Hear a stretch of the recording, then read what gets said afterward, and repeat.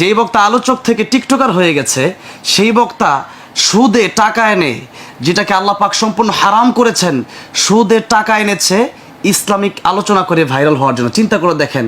আসসালামু আলাইকুম দর্শক মন্ডলী, সবাই আঁটুসাঁটু করে বসে যান। আজকে সেই লেভেলের একটা নাটক সাজানো গল্প আপনাদের সামনে আমি তুলে ধরবো। শিপন আর মাওলানা ওমর ফারুক আল আজমি তারা যে নাটক সাজাইছিল এতদিন পর্যন্ত, তাদের 28 মিনিটের কল রেকর্ড পাস হয়ে গেল। এতদিন পর্যন্ত তারা নাটক করে আসতেছে ভাইরাল হওয়ার জন্য। ওমর ফারুক আল আজমি সুদের উপরে টাকা নিয়েছে একমাত্র সে টিকটকার হওয়ার জন্য। আজকে আমি আপনাদেরকে শিপন আর ওমর ফারুক আল আজমির কল রেকর্ডটা আমি আপনাদেরকে শোনাবো। আমি অলরেডি এটি ইউটিউবে আপলোড করে ফেলছি, যারা এখনো পর্যন্ত দেখেন নাই আমি ডেসক্রিপশন বক্সে লিঙ্ক দিয়ে দিব, ওইখান থেকে আপনারা দেখে আসতে পারেন। আমি আপনাদেরকে শিপন আর ওমর ফারুক আল আজমি তারা যে পুরো নাটক সাজাইছিল তার কিছু অংশ আপনাদেরকে আমি দেখাইতেছি। তো আপনারা তাদের নিজ মুখ থেকে শুনুন। এখান থেকে শোনার পর আপনাদের কি মতামত থাকে অবশ্যই আপনাদের কমেন্ট বক্সে জানাবেন। কমেন্ট বক্স অবশ্য খোলা থাকবে, ওইখানে আপনাদের মূল্যবান মতামত অবশ্যই জানাবেন। এরে এরে নে কই গেছো তুমি? বুঝতেছি না কিন্তু। বুঝবা দুই একটা হইলে তখন তোমারে বাই বাই কই বসলে বুঝবা। শিবন, কি অবস্থা? ঈদ মুবারক। আর আপনার কি বাইরে লইতে পারবো না নাকি? ঈদ মুবারক বাবা, কি অবস্থা? আলহামদুলিল্লাহ, আমি খুব ভালো আছি। এখন কথা হচ্ছে ভাইরাল হবেন আর বাপ সহ হবেন। কথা হচ্ছে আপনি চুল কবে কালার করবেন এটা আগে ঠিক করেন। হ্যাঁ, মানে আমি সেলুন দেখতেছি, ঠিক আছে? আপনি আগে চুল খালি লাল করা লাগবো, পরেরটা পরে দেখা যাবো না, বুঝছেন নি? আগে চুলটা কালাবে, আগে ইন্টারভিউ নেই, আগে ইন্টারভিউ লাগবে আগে। দর্শক মন্ডলী, শিপন আর ওমর ফারুক আল আজমি দুজনে কিন্তু পুরো নাটক সাজাইছিল ভাইরাল হওয়ার জন্য। তো এখন তাদের কল রেকর্ড পাস হয়ে গেল, এটি আমি অলরেডি ইউটিউবে আপলোড করে ফেলছি। যারা এখনো পর্যন্ত দেখেন নাই তারা দেখে আসতে পারেন, আমি ডেসক্রিপশন বক্সে লিঙ্ক দিয়ে দিব, ওইখান থেকে আপনারা দেখে আসবেন। দর্শক মন্ডলী, ওমর ফারুক আল আজমি সুদের উপরে টাকা নিয়েছে একমাত্র ভাইরাল হওয়ার জন্য। যেখানে আল্লাহ তাআলা সুদকে হারাম করেছে, তো সেখানে ওমর ফারুক আল আজমি সুদের উপরে টাকা নিয়েছে একমাত্র ভাইরাল হওয়ার জন্য। আর মুসলিম টিভির চেয়ারম্যান নাসিম ভাইয়ের মুখ থেকে আমরা শুনবো তার সাথে যে কন্ট্যাক্ট করেছিল এতদিন পর্যন্ত। আমি আপনাদেরকে সেই ভিডিও ক্লিপটি দেখাইতেছি, আপনারা ধৈর্য সহকারে সম্পূর্ণ ভিডিওটি দেখার অনুরোধ রইল।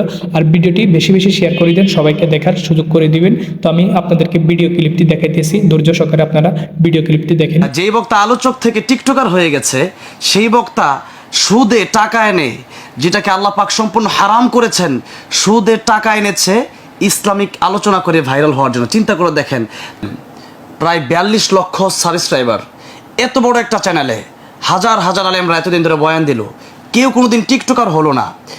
মুসলিম টিভির চেয়ারম্যান নাসির ভাই চিন্তা করেছিল যে এই লোকটাও অন্য অন্য আলেমদের মতোই ভালো মানুষ, কিন্তু একটা লোক যে এত জঘন্য কাজ করতে পারে ভাইরাল হওয়ার জন্য, সেটা শুধু নাসির ভাই কেন, আমি মনে করি আপনারাও কোনোদিন কল্পনা করতে পারেননি।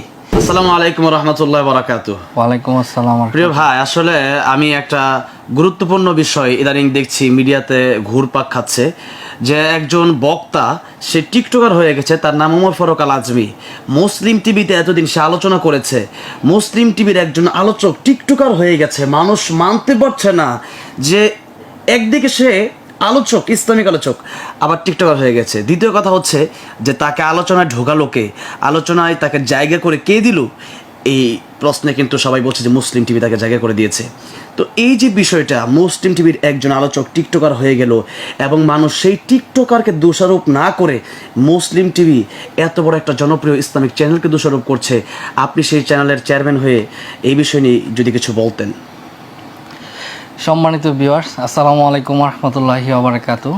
আপনারা জানেন আমি দীর্ঘদিন যাবৎ মিডিয়া অঙ্গনে কাজ করি, প্রায় 12 বছর যাবৎ এই অঙ্গনে কাজ করতেছি। তো কাজ করার পথে আমার সাথে অনেকেরই দেখা বা আমার সাথে সম্পর্ক, বিভিন্ন কথা বা বিভিন্ন কাজের ক্ষেত্রে পরিচয় হয়।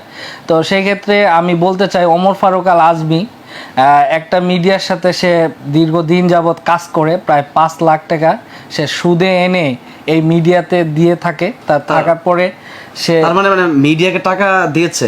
হ্যাঁ, 5 লাখ টাকা দিছে, তাও এটা সুদে। আচ্ছা, 4 লাখ হোক 5 লাখ হোক, মানে 4-5 লাখ টাকা এরকম আমরা ধরতে পারি। 4-5 লাখ টাকা যেই বক্তা আলোচক থেকে টিকটকার হয়ে গেছে সেই বক্তা সুদে টাকা এনে, যেটাকে আল্লাহ পাক সম্পূর্ণ হারাম করেছেন, সুদের টাকা এনেছে ইসলামিক আলোচনা করে ভাইরাল হওয়ার জন্য। চিন্তা করে দেখেন, তার ভিতরে আগে থেকেই চিন্তা ছিল দুনিয়ার চিন্তা, সে আল্লাহর জন্য কাজ করবে সেই চিন্তাটা তার ছিল না। তা না হলে সুদে 4-5 লাখ টাকা এনে, এরকম নজিরহীন কথা আমি আগে কখনো শুনিনি যে 4-5 লাখ টাকা সুদে এনে সে ভাইরাল হতে চাচ্ছে। এই জন্য মনে হয় এতদিন আলোচনা করার পরেও তাকে মানুষ হয়তো যেই পরিমাণ মূল্যায়ন করার কথা ছিল সেটা করেনি, অর্থাৎ আল্লাহ তারা কবুল করেনি। আমার মনে হচ্ছে এই বিষয়টা। এরপরে যদি বলতেন। পরবর্তীতে ওই মিডিয়াতে যখন আপনার আলোচনা করে, দীর্ঘদিন যাবৎ আলোচনা করে, এতে কোনো বেনিফিট হয় না, বা আমরাও তাকে চিনি না বা জানিও না যে সে যে আরেকজন মিডিয়াকে টাকা দিছে। সেটা কি মানে টাকাটাকে মুসলিম টিভিকে দেয় না না, মুসলিম টিভি আরেকটা মিডিয়াকে সে 4-5 লাখ টাকা সুদে এনে দিয়েছিল ভাইরাল করার জন্য, কিন্তু সে করতে পারে না, করতে পারে নাই। সে তো তাকে করতে পারে নাই। পরবর্তীতে যখন আমাদের কাছে আসছে, আসার পরে আমরা যখন তার 4-5টা জুমা ভিডিও করার পরে ওই মিডিয়া আমাকে ফোন দেয় যে ভাই নাসির ভাই, আপনি তো তাকে নিয়ে কাজ করতেছেন, কিন্তু তার বিষয় কিছু জানেন কিনা? আমি বলছি তো আমি তো জানি না। মিডিয়া তো সবাই জানে। তো বলছি যে কি বিষয়? বলতেছে যে ভাই সে তো আমাকে 5 লাখ টাকা দিছিল, আমাকে বলে যে বিভিন্নভাবে বিভিন্ন উল্টাপাল্টা ভিডিও করার জন্য, কিন্তু আমি এটা করি নাই। তো করি নাই। তারপরে মানে সে বলছে যেভাবেই হোক মানে ভাইরাল করতে হবে। তো আমি পরে বলছি যে তাহলে তো আপনি এতদিন কেন বললেন না? তো বলতেছে যে ভাই আমি তো বলি না এই কারণে, কারণ আপনার এখানে কাজ করতেছে, সে আমাকে বলছে যে এই ধরনের কোনো কথা আমি যেন কাউকে না বলি, মানে হাইড করে রাখার জন্য। তো পরবর্তীতে সে আমাকে যখন আইসা বলছে যে ভাই আমি আসলে আমার ফ্যামিলি ব্যাকগ্রাউন্ড অনেক খারাপ, অনেক কষ্টে জীবনযাপন করি, আমার মা আমার বাবা সবাই মিলে আমরা অনেক কষ্টে মানে ফ্যামিলিগত দিক থেকে তার অনেক কষ্ট। তার কি বাবা মা আছে? বাবা মা আছে, বাট তাদের মানে বাড়ি হচ্ছে নারায়ণগঞ্জ, কিন্তু খুব কষ্টে জীবনযাপন করে। মানে ফ্যামিলিটা খুবই মানে মারাত্মক খারাপ অবস্থা, অসহায় অবস্থা, এরকম অবস্থা। আপনার কাছে বলছে যে ভাই একটু সহযোগিতা করেন, আমাকে একটু জায়গা দেন, সহযোগিতা করার জন্য। পরবর্তীতে আমি বলছি যে ভাই দেখেন, আপনি তো আলোচনা করবেন, আমাদের মুসলিম টিভির একটা রুলস আছে, সেটা হলো যে আপনার কোরআন তেলাওয়াত প্লাস হলো কোরআন তেলাওয়াত শুদ্ধ হতে হবে। তো পরে বলছে তাহলে একটা কাজ করেন, আমার একটা জুমা ভিডিও করেন। তো পরবর্তীতে যখন বললো যে আমার জুমাও নাই, আমি একটা জুমাতে হক কথা বলার কারণে আমার জুমার চাকরিটা চলে গেছে। কথা বলার কারণে আচ্ছা, আমার মনে হচ্ছে যে এখানে কোনো গাবলা থাকতে পারে। তো এটা আসলে আমি জানি না, বাট পরে আমি বললাম ঠিক আছে, তাহলে আমাদের এখানে একজন মসজিদের খতিব লাগবে ইন্টারভিউর জন্য, বলতেছে তাহলে আপনি এখানে ইন্টারভিউ দেন, যদি আপনি ইন্টারভিউ টিকেন তাহলে ইনশাল্লাহ আমরা এইখানেও চাকরি করলেন, পাশাপাশি আমরাও আপনাকে নিয়ে কাজ করলাম। পরে তো ওইখানে ইন্টারভিউ দেওয়ার পরে সে আলোচনা করছে, অনেক ভালো আলোচনা করছে, প্লাস হলো সে আব্দুল খালেক শরীয়তপুরীকে সবসময় অনুসরণ করতো, এবং তার যে আলোচনার দিকগুলো, যেমন দেখা গেছে যে শরীয়তপুরী যেভাবে যে কণ্ঠে ওয়াজ করে সেই কণ্ঠে ওয়াজ করে। আমার মনে হয় সে মানে কয়েকজন বক্তাদের কণ্ঠ নকল করে আসলে ভাইরাল করতে চেয়েছে। পরে আমি বললাম যে ভাই আসলে আমরা যাদেরকে নিয়ে কাজ করি এরা হচ্ছে বড মাইন্ড, যারা আলেম তাদেরকে নিয়ে একমাত্র কাজ করি। তো বলতেছে এটা কেমন? আমি বলছি যে দেখেন, কোনো দলকে আপনি একটা মানে করবেন, কি বলে এটা, ভাইরাল করবেন, দেখা গেছে যে আপনার মনে থাকবে, এরকম হবে না। আমরা চাই যে সাধারণ মানুষ আপনাকে দেখে যেন কোন দল করেন বা কোন দলের জন্য আপনি কাজ করতেছেন এটা যেন না বোঝা যায়। তা আমি বলছি যে আপনি অন্য সুর দিতে হবে, কারণ আব্দুল খালেক শরীয়তপুরের ব্যাপারটা এটা বাংলাদেশের গোটা দেশের মানুষ জানে যে তাকে নিয়ে অনেক মানুষ মন্তব্য করে, অনেক কথা বলে। তো তারপরে সে নিজস্ব সুরে ওয়াজ করে, তো আমরা তার ওয়াজ ভিডিও করি। তো মাশাআল্লাহ অনেক ভালো একটা অবস্থানে আছে। কথা বলতে আমি তাকে চিনি হচ্ছে, মানে সে আমার কাছেও একদিন এসেছিল। আমি যদি বলি ব্যাপারটা, আমি যে বলি সে অনেক জায়গায় ঘোরাঘুরি করেছে। বাকি আপনি যখন বলেছেন তাকে একটু প্রায়োরিটি দেওয়ার জন্য আমি তাকে দিয়েছি। শুধু আপনাকে না, আমি তো আপনাকে রিকোয়েস্ট করে কাপাসি একটা প্রোগ্রামে পাঠাই, সেখানে যাই আসে আলোচনা করে। আমি আব্দুল হাই মোহাম্মদ সাইফুল্লাহকে আমি সাবার একটা প্রোগ্রামে আমি উনাকে রিকোয়েস্ট করে এবং কমিটিকে রিকোয়েস্ট করে তাকে আলোচনার একটা স্থান করে দেই, সেখানেও সে আলোচনা করে। তারপরে আমি আব্দুল আলামিন হুজুরকেও সব মানে বলি যে আমি আলহামদুলিল্লাহ এতটুকু বুঝলাম যে তার জন্য আপনি অনেক কষ্ট করেছেন, অনেক কষ্ট করেছেন। সর্বোচ্চ বড় বড় আলেম যারা বাংলাদেশের আছে, যাদেরকে দেখতে হলে দিনকে দিন অপেক্ষা করতে হয়, বছরকে বছর অপেক্ষা করতে হয়, সেরকম আলেমদের সাথে আপনার গুড রিলেশন। এই জন্য আসলে আপনি তাদেরকে বলেছেন যে এই ছেলেটাকে আপনারা একটু সহযোগিতা করেন। না, তার অসহায়তা তুলে ধরছি যে হুজুর দেখেন তার ফ্যামিলি অনেক কষ্টে আছে, তারপর 4-5 লাখ টাকা সে সুদে আনছে, বুঝতে পারেন না এই টাকাগুলা সে এখন তাই মানুষের চাপ দিচ্ছে, আমাকে ফোন দিছে।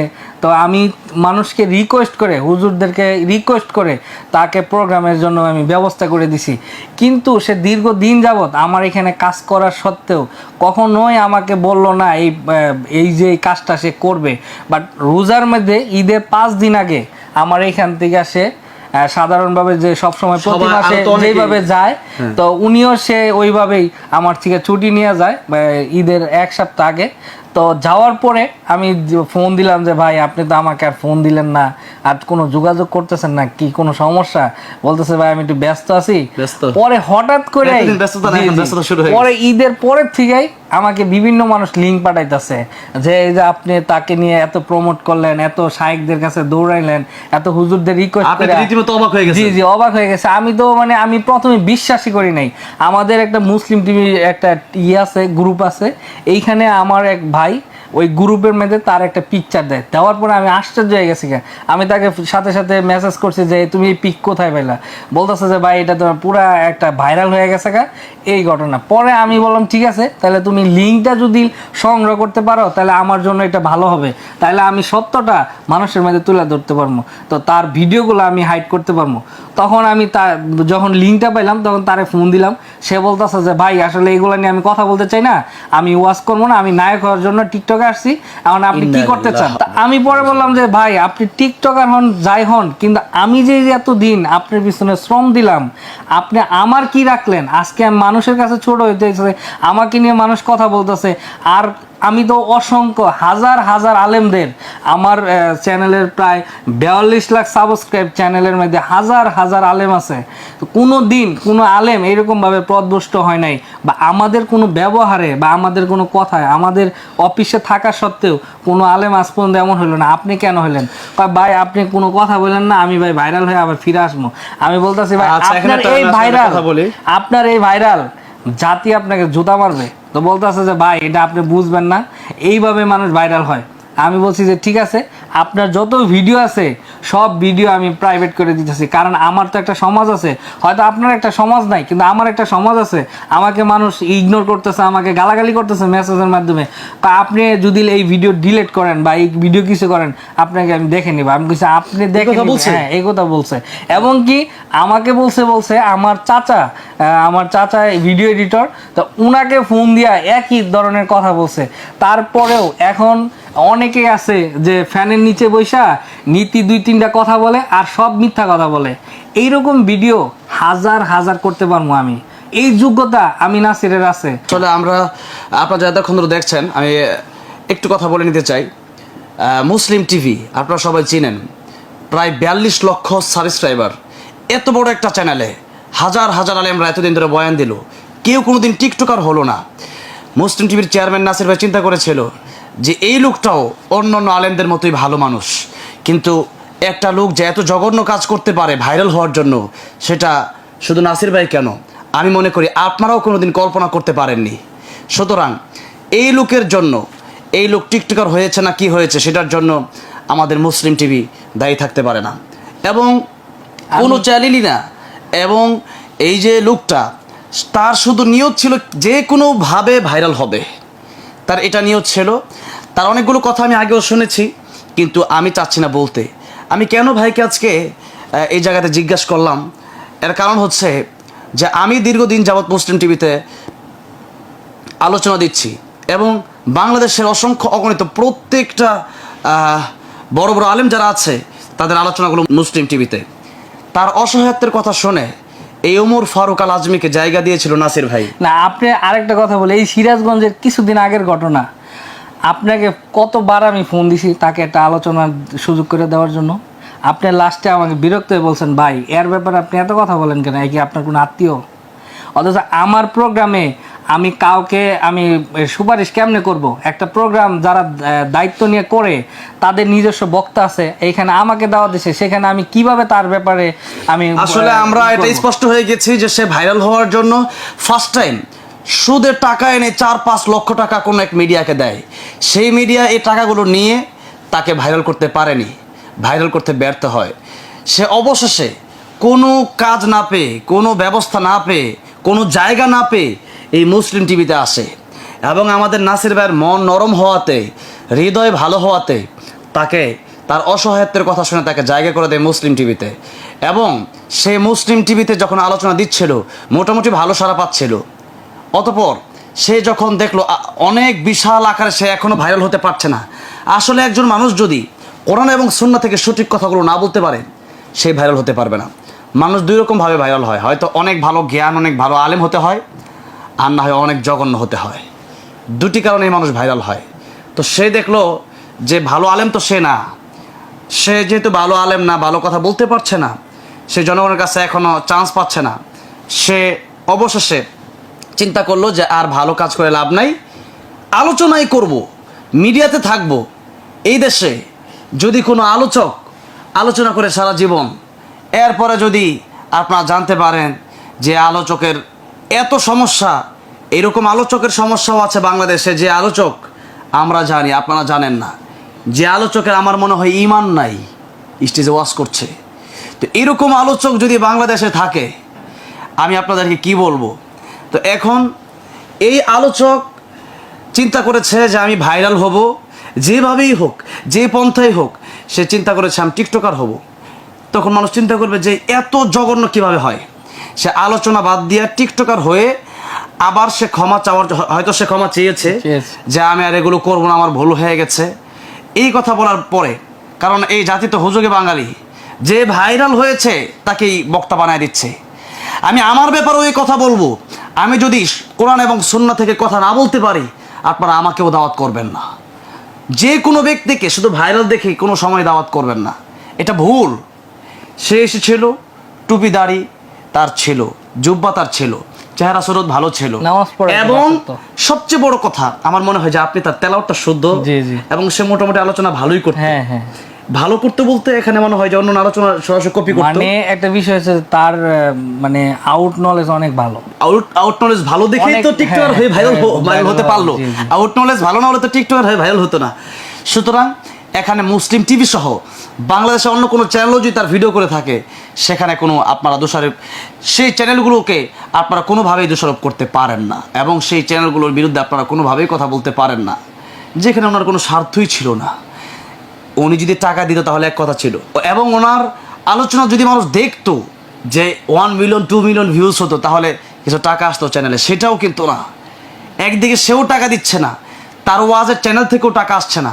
তার মানে উনি শুধুমাত্র আল্লাহর জন্য একমাত্র অসহায়ত্বের কথা শুনে তাকে জায়গা করে দিয়েছিল। আর এটাই ছিল আমাদের নাসির ভাইয়ের ভুল।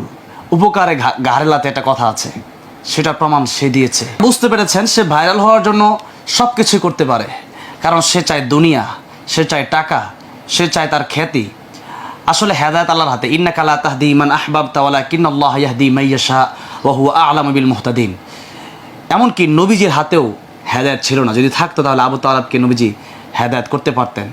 এই জন্য আমরা দোয়া করি আল্লাহ যেন এই ওমর ফারুক আল আজমি সহ সবাইকে যেন আল্লাহ হেদায়েত দান করেন, আল্লাহ যেন তাদেরকে আবার সঠিক পথ দান করেন। তবে একটা কথা বলে রাখছি, এই লোক যদি আগামীতে কোনোদিন স্টেজে আসে তারা কোনোভাবে স্টেজে নেওয়া যাবে না।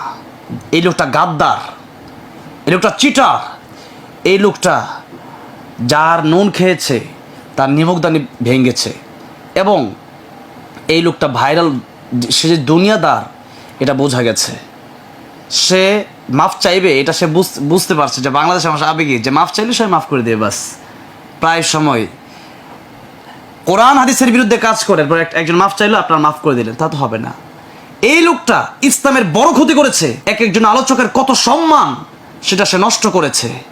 এক একজন আলোচক হওয়াকে এত সোজা, সে আসছিল, আমাদের প্রিয় ভাই চেষ্টা করেছিল তাকে দিনের দাওয়াত দেওয়ার ক্ষেত্রে তাকে আরও দূরে এগিয়ে নিতে চেষ্টা করেছিল, যে সে দিনের দাওয়াত দেখ, যতটুকু জানে ততটুকু দেখ।